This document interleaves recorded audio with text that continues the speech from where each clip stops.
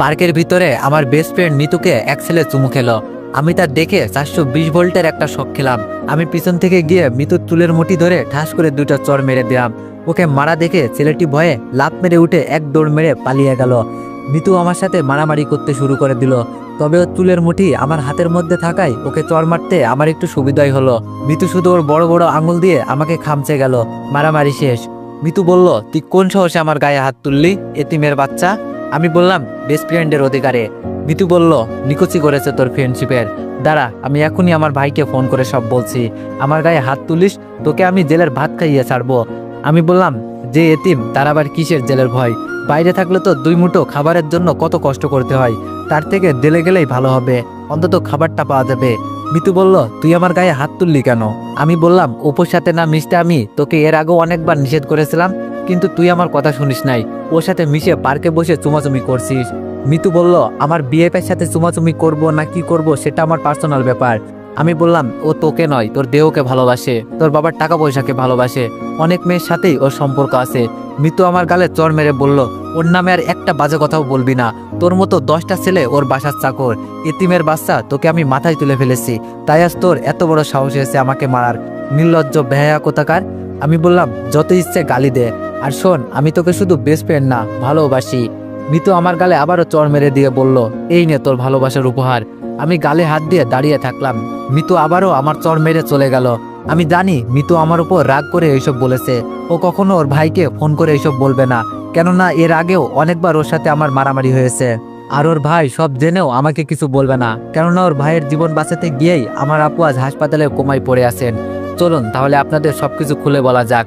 মিতু যে আমাকে এতিম বলল, আসলে আমি এতিম নয়। এই শহরে একজন নামকরা ধনীর ছেলে আমি, কিন্তু আজ আমার আব্বু থেকেও নেই। আমি যখন পেটে ছিলাম আর আমার আপুর বয়স যখন 5 বছর, তখন আমার আব্বু আমার আম্মুকে তালাক দিয়ে এক ধনী মেয়েকে বিয়ে করে নেন। এরপর একদিন আম্মু আমাকে জন্ম দিয়েই চলে যান না ফেরার দেশে। আমাকে কোলে করে নিয়েই আমার আপু মানুষের দ্বারে দ্বারে ভিক্ষা করে বেরিয়েছে। আমার বয়স যখন 5 বছর, তখন আমার আপু মানুষের বাসায় কাজ করে এনে আমাকে খাইয়েছেন। এভাবেই আপুর কাছে আমার মা বাবার আদরে বড় হতে থাকি। আমি যখন 9-এ উঠলাম, তখন আমার আপু মানুষের বাসায় কাজ করা ছেড়ে দিয়ে গার্মেন্টসে চাকরি নিল, কেননা আমার আপু ছিল অনেক সুন্দরী। বাসায় কাজ করতে গেলে অনেকে খারাপ নজর দিত। একদিন আমি এসএসসি পরীক্ষায় A+ পেয়ে আমি খুশিতে বাড়ি ফিরে দেখলাম আপু বাসায় ফিরে নাই। আপুর কাছে শুধু একটা ভাঙা বাটন ফোন রয়েছে। আমি পাশের বাসায় গিয়ে একটা ফোন চেয়ে আপুকে ফোন দিতেই এক ছেলে মানুষ ফোন ধরে হ্যালো বলল। আমি বললাম, আপনি কে? আমার আপুকে ফোন দিন। ছেলেটি বলল, তোমার আপু হাসপাতালে, তুমি এই হাসপাতালে চলে আসো। আমি গিয়ে দেখলাম আপু বেডে শুয়ে আছেন। ওর পুরো মাথায় চুলগুলো কেটে ফেলা, সাদা কাপড়ে ব্যান্ডেজ করা। আমি বললাম, আমার আপুর কি হয়েছে? মিতুর ভাই বলল, আমাকে সন্ত্রাসীর হাত থেকে বাঁচাতে গিয়ে তোমার আপু গুলি খেয়েছে। আমি মিতুর ভাইকে গিয়ে বলতে লাগলাম, আপনার জন্য আমার আপুর এমন হয়েছে, আমার আপুর কিছু হলে আপনাকে ছাড়বো না, আপু ছাড়া আমার আর কেউ নেই। মিতুর ভাই এসে আমাকে বুকের সাথে জড়িয়ে ধরে বলল, কে বলেছে তোমার কেউ নেই? আমি আছি, তোমার আপুর ভালো হতে যত টাকা লাগবে সব টাকা আমি দিয়ে চিকিৎসা করাবো। আমার জীবন বাঁচাতে গিয়ে তোমার আপু নিজের জীবন উৎসর্গ করতে দ্বিধাবোধ করেনি, আর আমি এগুলো করতে না পারলে আমাকে আল্লাহ কোনোদিনও ক্ষমা করবে না। ডাক্তার এসে একটা রিপোর্ট দেখে জানালেন উনি কোমায় চলে গেছেন। ভালো হওয়ার সম্ভাবনা নেই বললেই চলে, মাত্র 1%।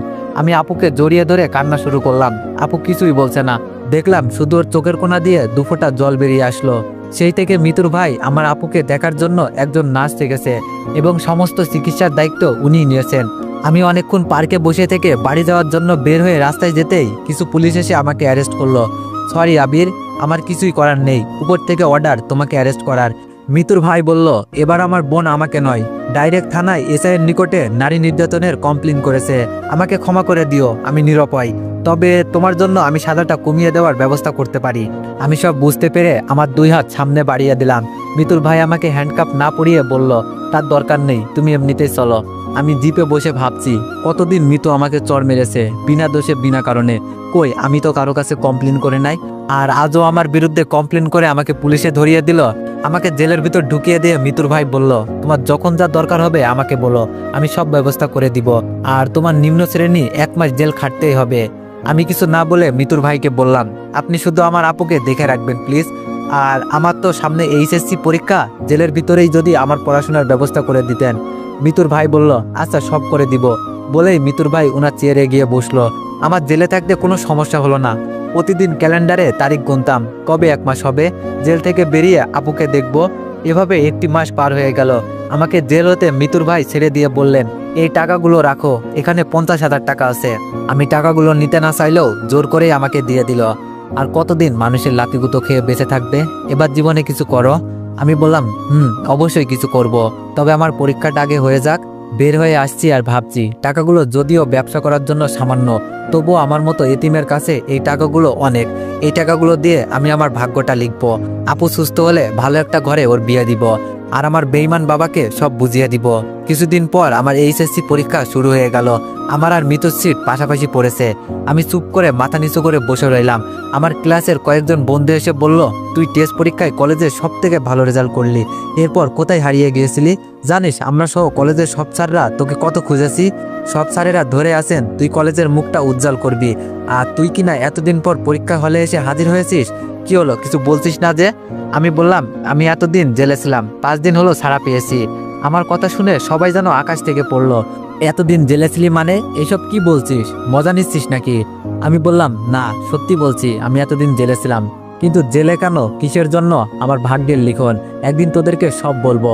স্যার খাতা হাতে রুমে প্রবেশ করলেন, যে যার জায়গায় গিয়ে বসলো। আমি যেদিকে তাকাই সবাই দেখি আমাকে কেমন চোখে যেন তাকিয়ে আছে। ওরা হয়তো ভাবছে জেল খেটেছি, নিশ্চয়ই বড় ধরনের অপরাধী ছেলেটি। কিন্তু কেউ তো আর জানে না, আমার বেস্ট ফ্রেন্ডকে খারাপ কারো কাছ থেকে বাঁচাতে গিয়ে রাগের বশে 2টা চড় মারার ফলেই জেল কেটেছে আমি। তার খাতা ও প্রশ্নপত্র দিলেন। পরীক্ষায় প্রশ্নপত্র পাওয়ার আগে যতটা দুশ্চিন্তায় ছিলাম, প্রশ্নপত্র পেয়ে তা দূর হয়ে গেল। শুরু করে দিলাম লেখা। সবার আগে আমি উঠে দাঁড়িয়ে গিয়ে, স্যার অতিরিক্ত পেজ লাগবে বলতে, স্যার সহ পুরো রুমে ছাত্রছাত্রী আমার দিকে তাকালো। এত তাড়াতাড়ি অতিরিক্ত পেজ নিব শুনে এক স্যার এসে আমার খাতাটা উল্টে পাল্টে দেখলো। আমি ভাবছি স্যার এমন করছে কেন। পুরো খাতা দেখলেন, পরে আমাকে খাতা দিলেন। এই অতিরিক্ত পেজ নেওয়ার পর থেকে আমার যত সমস্যার সৃষ্টি হয়ে গেল। স্যার তো নকল করছি ভেবে পাশে এসে পুরো 5 মিনিট দাঁড়িয়ে থেকে লেখা দেখলেন, আবার হঠাৎ ঘাড়ে হাত রাখলেন। আমি তো ভয় পেয়ে গিয়ে স্যারের দিকে তাকাতেই উনি বললেন, গুড, ক্যারি অন। স্যার চলে গেলেন। তারপরই পরপরই 3বার পেছন থেকে কেউ কলমের নিব দিয়ে পিঠে খোঁচা মারল। আমি হালকা ঘাড় ঘুরিয়ে তাকাতেই মিতু বলল, 2-এর ক নম্বর প্রশ্নের উত্তরটা কি হবে এতিমের বাচ্চা? ঘাড় ঘুরিয়ে নিয়ে আবার লিখতে শুরু করলাম। একটু পর ও আবার আমাকে খোঁচা মারল। 5-এর ক্ষয়ের উত্তরটা কি হবে বলা যাবে এতিমের বাচ্চা? এভাবে প্রায় প্রতিটা পরীক্ষায় মিতু আমাকে ডিস্টার্ব করতো। আমি শুধু একটা কথাই ও উত্তর দিতাম, এতিমের বাচ্চা। শেষ পরীক্ষার দিনে সব বন্ধুরা এসে বলল, চল সবাই আজকে পরীক্ষা শেষে ঘুরতে যাব। আমি কিভাবে ওদেরকে বলবো, আমার কাছে ঘুরতে যাওয়ার মতো টাকা নেই। মিতুর ভাই আমাকে যেই টাকা দিয়েছে তা আমার ভাগ্য লিখতে, বন্ধু বান্ধবের সাথে ঘুরে আড্ডা মস্তি করতে নয়। ওরা কথাগুলো বলে যে যার জায়গায় গিয়ে বসলো। আমি পকেটে হাত দিয়ে দেখলাম মাত্র 20 টাকা রয়েছে। 20 টাকা গাড়ি ভাড়া দিয়ে 10 টাকা গাড়ি ভাড়া রাস্তা হেঁটে বাড়ি যাব বলে 20 টাকা নিয়ে এসেছিলাম। পরীক্ষা শেষে সবাই এসে ধরলো, চল তোকেও যেতে হবে। আমি বললাম, না আমার কাজ আছে, তোরা যা। ওরা সবাই চলে গেল। আমারও ইচ্ছা হচ্ছিল ওদের সাথে যাই, কিন্তু সেটা তো আর আমার ভাগ্যে নেই। মন খারাপ করে বাসায় গেলাম। হঠাৎ বালিশের নিচে আপুর ভাঙা বাটন ফোনটি ধরতেই আমার মন খারাপ মুহূর্তের মধ্যেই ভালো হয়ে গেল। মনে হচ্ছে আজ আমি পৃথিবীর সবচাইতে খুশি। মিতুর ভাই মাসুদ বলল, হ্যালো আবির, তুমি কোথায়? আমি বললাম, বাসায় ভাইয়া। মিতুর ভাই বলল, তাড়াতাড়ি হাসপাতালে চলে এসো, তোমার আপু কোমাই থেকে বের হয়ে এসেছেন। এইমাত্র হাসপাতালের নার্স ফোন করে জানালেন আমায়। আমি যাচ্ছি, তুমি চলে এসো। মাসুদ ভাইয়ার কথা শুনে আমার খুশিতেই চোখে পানি চলে আসলো। দৌড়ে গিয়ে দেখি মাসুদ ভাইয়া আপুর পাশে বসে আছেন। আমি গিয়ে আপুর দিকে চেয়ে থাকলাম। আপুর চোখ বেয়ে জল পড়ছে, সাথে আমারও।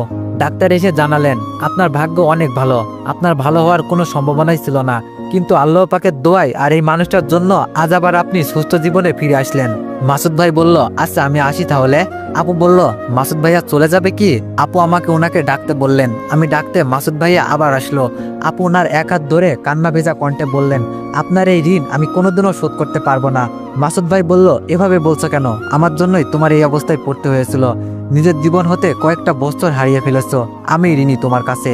মাসুদ ভাই বলল, চলো আমার গাড়িতে করে তোমাদের বাসা অবধি এগিয়ে দিয়ে আসি। আপুকে নিয়ে আমি পিছনে বসে আছি আর ভাবছি, মাসুদ ভাই সত্যি মানুষ নয়, ফেরেশতা।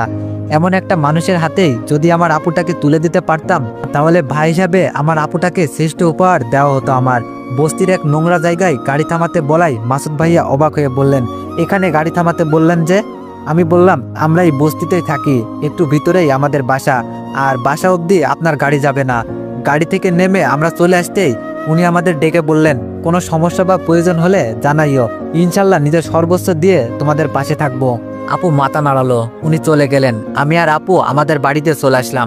কয়েকদিন পর আপু আর আমি বসে থেকে প্ল্যান করছি কিভাবে আমাদের এই পরিস্থিতিটা বদলানো যায়।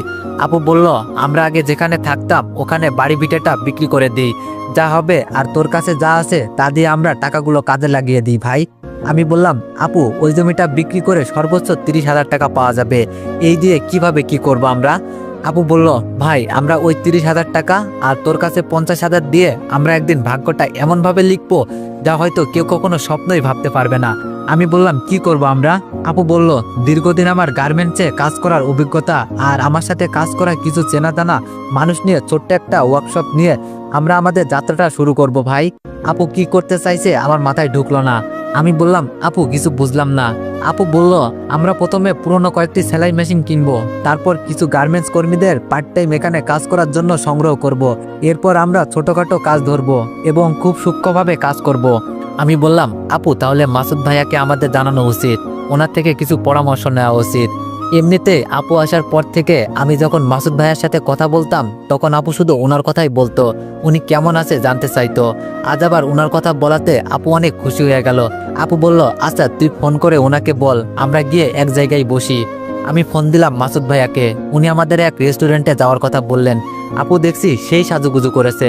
আমার কিছুটা শখ হলো, আপু আগে থেকেই মাসুদ ভাইয়ের সাথে পরিচয় নেই তো, ওনাদের মাঝে কোনো সম্পর্ক আছে মনে করে আমার শখ হলো। আপুকে গিয়ে বললাম, আপু এত সাজুগুজু ব্যাপার কি?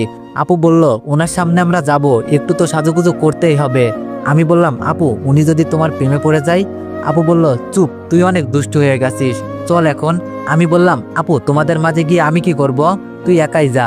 আপু বলল, দিব একটা চর, চল বলছি। আপু আমার হাত ধরে নিয়ে গেল। রেস্টুরেন্টে বসে আমি ওদের দুইজনের মাঝে বাধা হয়ে বসে থাকলাম। মাসুদ ভাইয়ার দৃষ্টি বলছে আমি যেন উঠে যাই, ওনার শুভ দৃষ্টিতে আমি যেন বাধা হয়ে আসি। আমি একটা বাহানা দিয়ে উঠে যেতে আপু আমার হাত চেপে ধরলো আর ছাড়লই না। মাসুদ ভাইয়ার সাথে সব কথা শেষ। উনি আমাদের পুরনো সেলাই মেশিন কিনে কাজটা তাড়াতাড়ি শুরু করতে বললেন।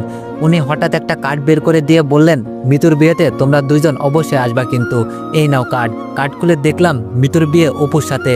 আমি পুরোই শক খেয়ে গেলাম, এমন বাজে ছেলের সাথে মাসুদ ভাইয়া মিতুর বিয়ে কেন দিচ্ছে?